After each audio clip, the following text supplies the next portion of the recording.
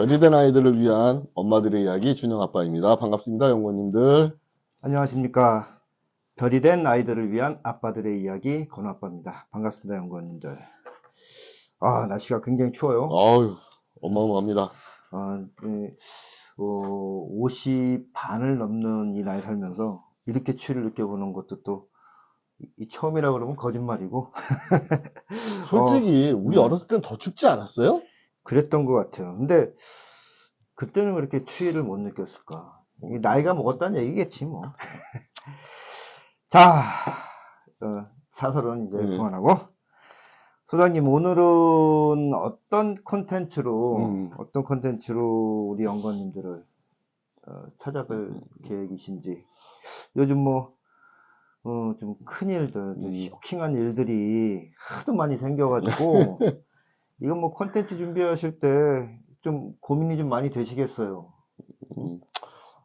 처장님 말씀대로 저도 참 난감합니다. 뭐 어떤 걸 해야 될지 모르겠고 어떤 걸 해도 또 대박이고 어떤 걸 해도 그래서 근데 솔직히 좀 좋은 얘기로 좀 찾아뵙고 싶은데 그러게.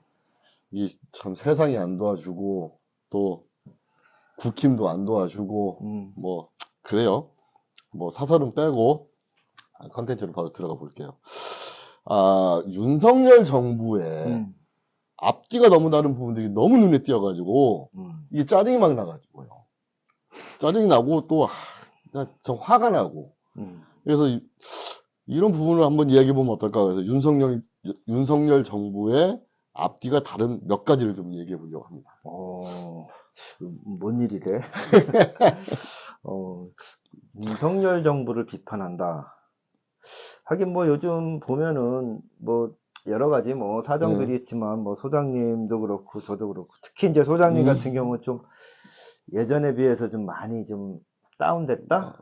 그런 느낌이 좀 많았었는데 자 이제 뭐 그러면 윤석열 정부 비판하면서 이제 뭐 어떻게 또 다시 투쟁 모드로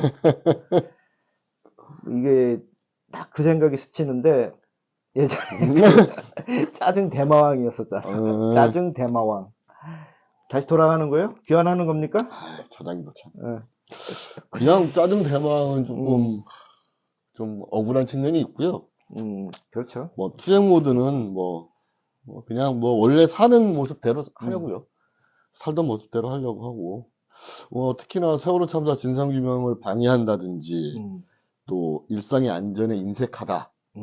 뭐 그리고 뭐 상식에 벗어나는 짓을 하는 인간들이 있다.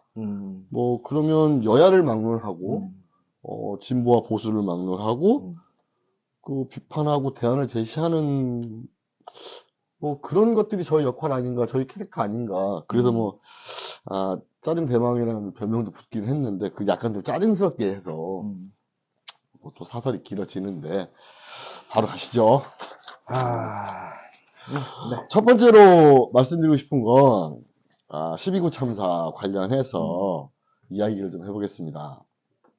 아직도 가슴이 먹먹하고 희생자분들과 유가족분들의 눈물과 그 얼굴들이 생각나서 슬프고 힘들지만 그래도 할 말은 해야 되겠어요. 그동안의 윤석열 정부가 유족이 가장 중요하다. 유족의 뜻에 반하는 것은 패륜이다. 뭐 이런 입장을 계속 유지하고 있었거든요. 그런데 유족들에게 희생자분의 마약 부검을 제안했다. 나 이거 보고 정말 놀라고 이 소리 듣고 분노하고 했거든요. 우리가 그 지난 방송에서 네. 얘기했던 그 마약에 관한 네. 그런 얘기들이 있는데 그 미련이 아직 남아있나 봅니다. 사실 저는 조금 다른 부분에서 진짜 화가 나고 놀라웠던 게 뭐냐면은 그 유가족들의 유가족들의 그 연대를 제지하고 못하게 하고 또 서로 연락처까지 공유도 못하게 했어요. 더 놀라운 게 뭐냐면은 그 서울시의 그 매뉴얼을 재난대응 매뉴얼이죠. 매뉴얼을 보면 이 소 집단이 모여서 슬픔을 나누게 대처해야 한다. 이렇게 되어 있는 걸로 알고 있거든. 근데 뭐 연락처 공유도 못하죠. 뭐, 참, 이 말도 안 되는 이런 짓거리들을 했는데, 도대체 이런 미친 짓거리들을 누가 이렇게 한 건지, 이건 반드시 밝혀내야 되는, 부분이고요. 이게 이제 진상규명의 한 부분이기도 하다고 저는 생각이 나거든요. 진짜 화나서 이거, 와, 미치겠어요, 아주. 그 희생자 가족분들의 음. 그 유가족들의 인터뷰한 내용을 보면 저 눈물이 나서 같이 참 많이 울었는데, 아이고. 저는 솔직히 그 아버지, 그 무릎 꿇고 우시는 그 아버지의 모습을 보면서 지한이 아버님. 저의 2014년의 모습을 보는 것 같아서 음. 너무 화가 났고 또 미칠 것 같더라고요. 이런 거죠. 분노가 극에 달하면, 이게 억울하고 분노가 극에 달하면 막 눈물이 나거든요. 맞아요. 정말 그분의 억울한 심정이 제가 이입된다? 뭐 이런 표현이 맞을지 모르겠지만, 그래서 더 눈물이 펑펑 난 것 같고요. 솔직히 그렇습니다. 그 아이들이 무엇을 잘못했냐는 거예요. 정말 죽어도 되는 거냐? 말도 안 되는 얘기죠. 네. 아니, 정말 그 아이들은 아무 잘못 없이 사망한 거거든요. 맞아요. 아니, 세월호 참사 때 우리 아이들하고 마찬가지잖아요. 그렇죠. 근데 너무 검사가 똑같아. 찾아와가지고, 예컨대 마약 혹시 했을지 모르니까 검사해보세요. 이런 말을 하면 어떤 생각이 들겠습니까? 한 단계 더 진보했다는 생각이 들어요. 이 대한민국 소위 말하는 그 보수 정권들, 박근혜 정부에 비해서 윤석열 정부는 한층 더 진화한 그런 약삭 빠르게, 아주 비열하게. 그 소장님 말씀 중에 그 이런 생각을 좀 해봤는데, 이 세월호 참사 때 네. 우리 모습과 대비해서 생각을 좀 해봤어요. 뭐 순간적으로 뭐 아찔하고 등골이 오싹하고 승질은 승질대로 나고, 근데 뭐 어떻게 할 수 있는 방법이 없으니까 아마 앞에 있으면 목 졸라 죽었을 거예요 아마. 그리고 저희 같은 세월호 참사 유가족뿐만이 아니라 연구원 여러분 같아도 바로 멱살 잡고 죽인다고 할 거예요. 이게 말이 됩니까? 인지정경이죠. 그러니까 결국은 지금까지 마약 관련해서 저희도 문제 제기를 했고, 뭐 야당인 민주당이나 시민사회단체들도 문제 제기를 했잖아요. 이 12구 참사에 관해서 마약 수사에 집중하다 보니 결국은 안전관리를 제대로 안 한 거 아니냐, 이런 논란이 있었는데 아니라고 그렇게 우겨댔거든요.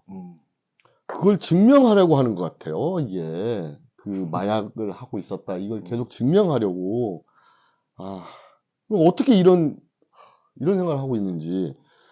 아니, 그 생떼 같은 자식을 잃은 분한테 가가지고, 유가족한테 가가지고, 혹시 마약 검사해볼 생각이, 아니, 의향이 있느냐, 이렇게 묻는 건, 특히 부검이라는 얘기를 쓰거든요. 네, 그랬죠. 부검. 이런 얘기를, 우리 이건 미친 새끼들이죠. 우리 아이들한테도 그랬잖아요. 세월호 참사 때하고는 약간 좀 결이 달라요.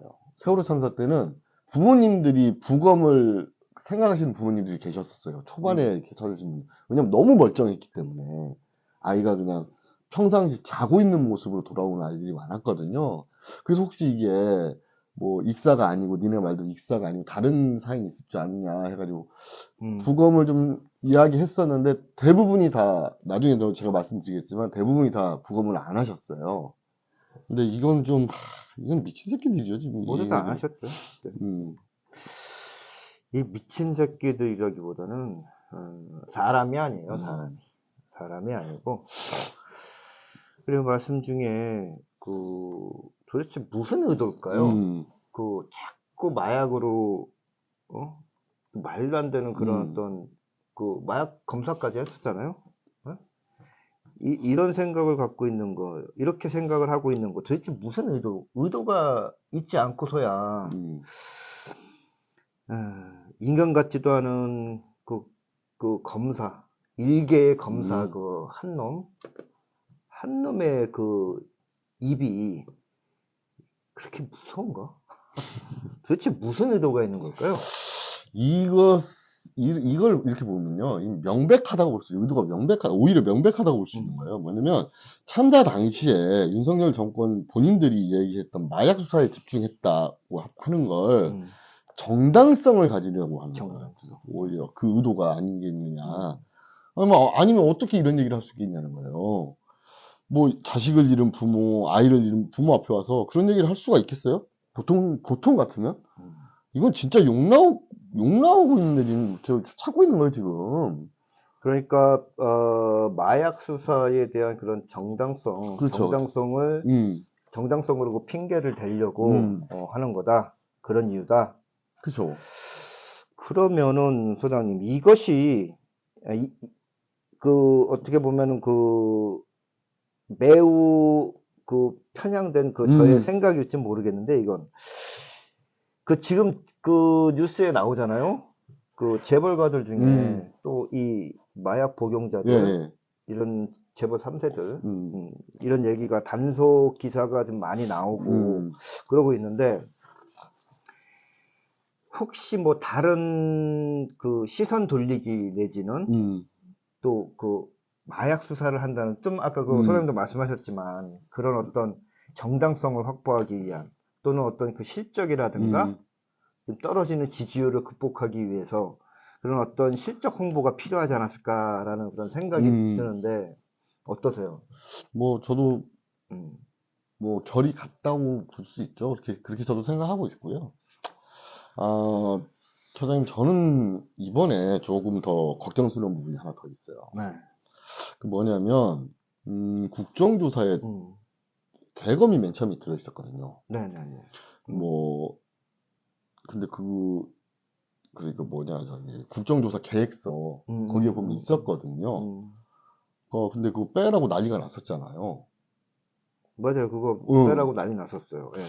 그런 난리가 없었어요. 저는 그때 왜 그랬을까? 생각이 대검을 빼라고 한 거야? 생각이 들었었는데, 결국은 대검을 마약 관련 부서만 하기로 했단 말이에요. 네.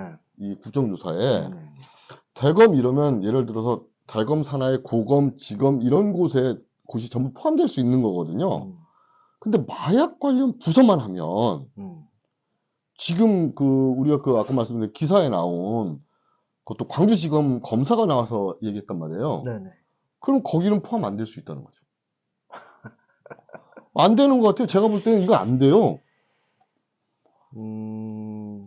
대검의 그 마약 관련 그 부서, 예. 이 부서만 국정조사를 하게 되면 그 지검이나 고검, 예.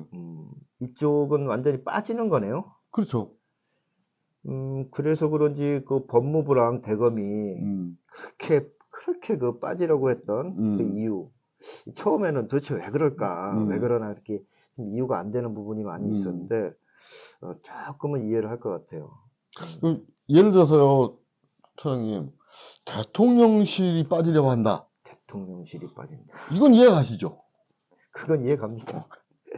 정말 하기 싫겠죠. 당연히. 박근혜 정부 때도 그랬잖아요. 그 박근혜 정부 때 그 세월호 참사 당시에 그 국정조사를 그 완전히 파탄을 낸 그 이유가 대통령실을 조사하겠다. 박근혜 7시간에 대해서 조사하겠다. 이런 거였었잖아요. 뭐 이 정부도 마찬가지겠죠. 그러니까 이런 거예요. 법무부를 하면, 국정조사하면, 뭐, 그랬나 보다. 그럴 텐데, 대검 들어갔다고 했을 때, 난리가 났잖아요. 하물며 이것 때문에 파행도 됐었어요. 네, 그랬었어요. 네, 저는 그래서 이것 때문에 그랬나? 이런 생각이 들고요. 근데 지금 국정조사에서는 그게 대검 마약 관련 부서만 했기 때문에, 광주지검을 검사를 불렀을 때, 그러겠죠. 우리는 국정조사 대상이 아니다. 이게 나올 가능성이 있어요. 국정조사 출석 거부할 수도 있는 거죠. 그런 생각 드네요, 진짜. 이게 상당히 걱정이 되는 부분인데, 그럼, 결국은 그 국정조사를 통해서도, 이 참사의 고리, 이 고리를 못 찾을 수도 있다. 뭐 이런 얘기가 되는 거네요. 그렇게 하고 볼 수 있겠죠. 뭐 제가 보기에는 야당에서 지금이라도 대검을 넣는다든지 뭐 아니면 검찰이라고 넣어야 돼요. 집어서. 검찰, 대검 이렇게 그러면 보통은 대검찰청만 이야기한단 말이에요. 그렇게 하면 안 되고 검찰 하면 다 들어가는 거잖아요. 그리고 전국 지방 검찰까지 아니면 법무부와 검찰 이렇게 해야 되는 거죠. 안 그러면 좀 지켜보세요. 이거 문제 될 겁니다. 이거 문제 커질 것 같아요. 그렇군요. 앞뒤가 너무 다른 모습. 좀 이해가 됩니다. 그 혹시라도 뭐 그럴 리가 있을까마는 우리 이 별별 연구소 TV 이 유튜브 방송을 보시는 그 야당 그러니까 더불어민주당 의원님들이 계시다면 꼭 오늘 내용 참고해서 이 이태원 참사에 대한 국정조사가 국정조사 그 목록에 그 대검 그리고 법무부를 꼭 같이 넣어주실 것을 이게 흥분되니까 말도 더듬거리네 이거 꼭 넣어야 돼요 이거. 저희가 뭐 요구를 하고 요청하고 2차원이 아니고 이거는 더불어민주당에서 꼭 해야 되는 부분이에요. 저 그렇게 생각합니다. 좀 더 이야기를 좀 발전시켜 보면 웃기지도 않은 게 뭔지 아세요? 애초에 야당에서 좀 머리를 썼으면요 좀 다르게 접근이 가능했을 거예요. 뭐 이 참사를 윤석열 정부에서는 마약 중독자들의 폐륜으로 몰아가는 의도가 있었단 말이에요. 이 이태원 참사가 이렇게 뭐 12구 참사가 아니었어도 그러려고 했단 말이에요. 맞아요. 지난번에도 그런 말씀을 잠깐 드렸었어요. 할로윈 데이는 마약 중독자들이 정말 폐륜적인 사건이 뭐 번번이 일어나는 날로 그냥 몰아붙이려고 그렇게 했기 때문에 참사나고 일주일도 안 됐을 때 보통 이게 꼴보수 유튜브 보면 거기서 이미 한 150여 명은 마약 약물에 중독돼서 죽었다고 질러버리지 않았습니까? 뭐 이게 다 연결된 건데요. 저는 한동훈 장관이 희생자 명단 공개를 반대하면서 바로 이런 2차 가해 때문에 자기가 반대한다. 이렇게 얘기를 했어요. 그랬는데 아직까지도 그 발언을 한 그 방금 말씀드린 꼴보수 유튜브들 일단 고발 한 번 없었거든요. 누군지 알겠어요. 어딘지 알겠어요. 보통 우리가 유튜브에 지른다고 하잖아요. 저희도 뭐 지른다고 하는데, 그래서 약물 중독사, 마약으로 죽었다고 이렇게 지른 그 인간 같지도 않은 인간들에 대해서는 아직 체포도 아직 안 했어요. 수사도 아직 안 했을 거고요. 아니, 수사 의지가 없다는 게 맞는 표현이겠죠. 결국에는 조직적으로 마약 중독으로 몰아가려는 정치 공작으로밖에 볼 수가 없는 거예요, 저희는. 이게 그 수사 의지가 없다라는 표현보다 수사를 못하게 하는 의지가 강한 거죠. 뭐 회피한다? 이거 회피 정도의 차원이 많이 더 센 말이 없을까요? 그리고 아까 저 한동훈 장관 말씀도 잠깐 하셨는데 그 희생자들의 명단 공개에 대해서 2차 가해가 우려된다. 지가 2차 가해를 하고 있는 거거든. 그거는 생각을 못 하는 거죠. 그런 생각들을 못 하는 거죠. 말씀하신 그런 채널들 너무 이 편향이 된 이 편향 정도가 아니고 이 로봇보다 더 로봇 같아. 그런 어떤 채널들이 많은데 진짜 이거 구역질러요. 듣기 거북하시죠? 아유 거북한 정도가 아니고 구역질이야. 그래서 저는 국정조사에서 그렇게 패륜적인 막말을 떠들어댔던 그 인간들, 사람 같지도 않은 인간들, 뭐 인간이라고 하기도 좀 그렇고, 부르라는 겁니다, 차라리. 그래서 누구한테 그런 이야기를 듣고, 마약 중독이라고 떠들었냐고 직접 물어봐야죠. 뭐, 그 사람들 사실 이거 아무 근거 없거든요. 아니, 그런 사람들 국정조사에 불러내라는 거죠, 그냥. 지가 얘기를 해가지고 했습니다.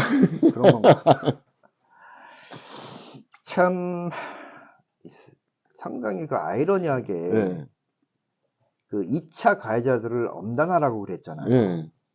근데 이거 한동훈 장관 본인이 이 굉장히 강조를 했지만 2차 가해를 하고 있는 정작 그 사람들 다 한동훈 장관 팬들 아니에요? 진짜 이거 웃기지도 않고 이해가 안 가고 도저히 사람의 상식으로는 그 생각할 수 없는 그런 상황인데 아,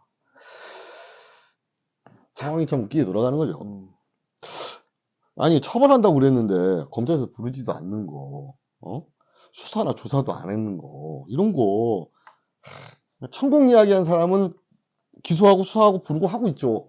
응. 그러니까. 꼴보수 중에, 누구라고 내가 콕 집어서 얘기는 안 하는데, 뭐, 부부가 유족일 수 있잖아요. 부부가. 어? 그렇죠. 아니, 솔직히 많지.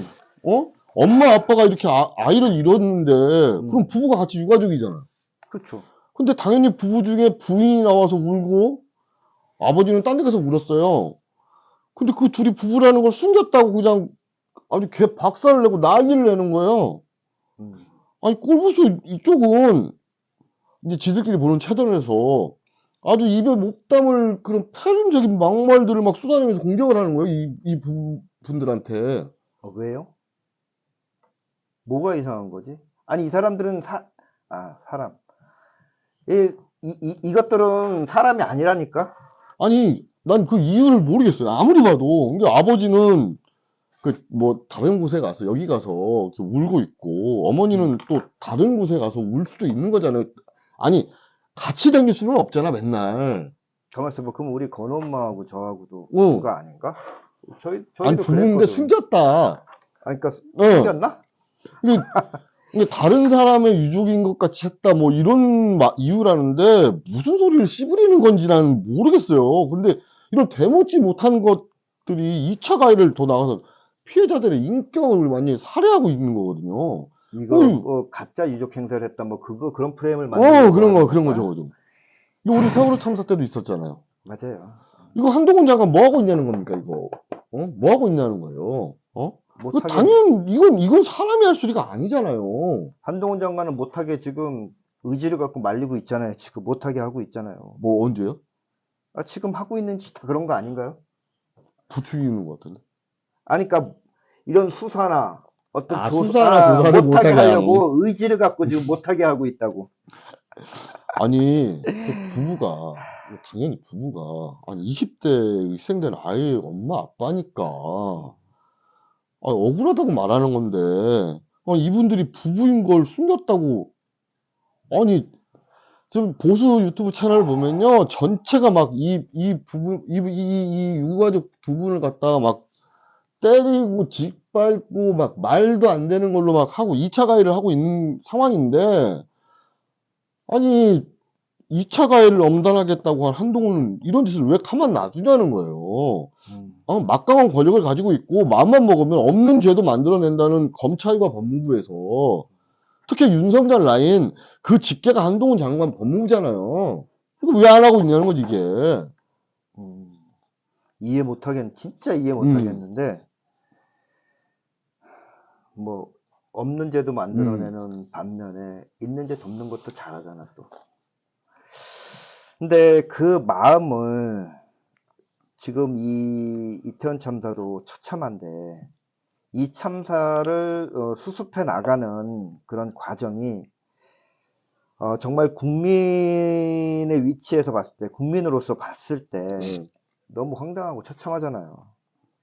이게 말과 행동이 다른 게, 점점 수위가 높아지고 도를 넘어서, 그죠?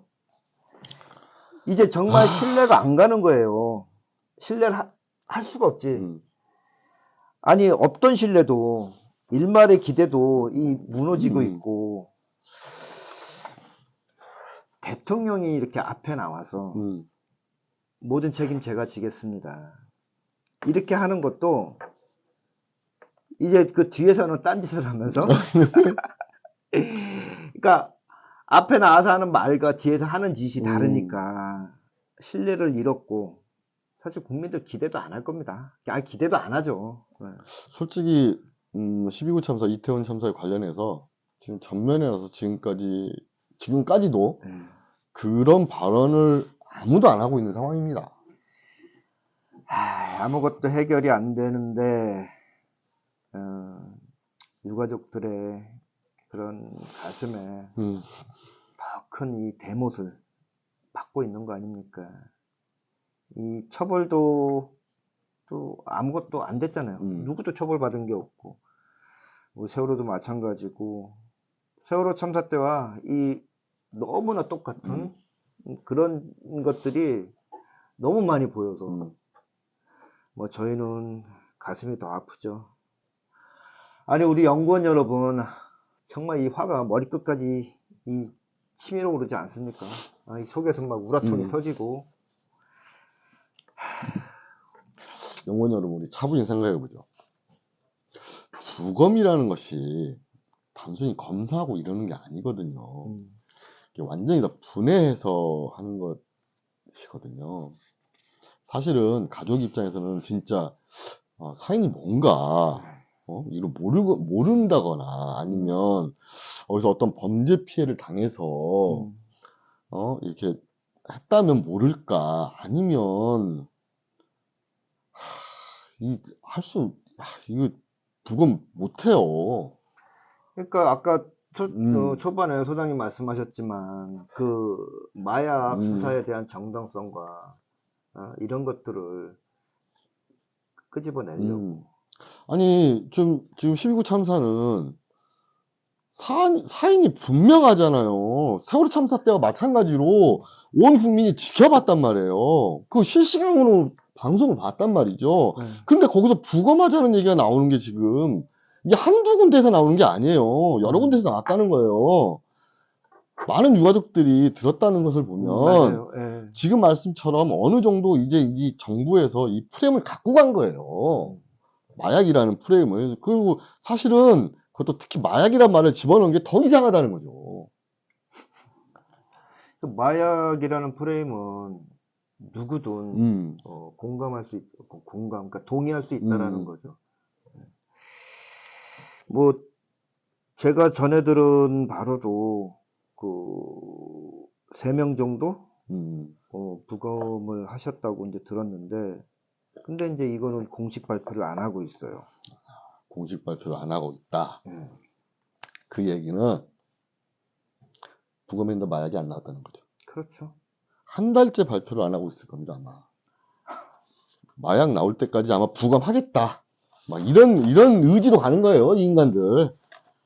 아이고, 알겠습니다. 참 열이 많이 받는데